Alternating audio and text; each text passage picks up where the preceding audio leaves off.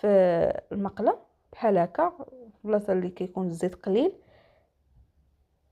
كنخليها. هانتوما راه لاحظتوا راه بدات كتطيب فوقها هاد الديوله.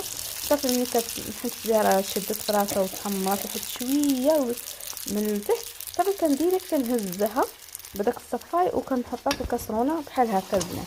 انا ملي كتشوفيها بدات كتحمر صافي كنقلبها بحال هاد الشكل هكا، كنقلبها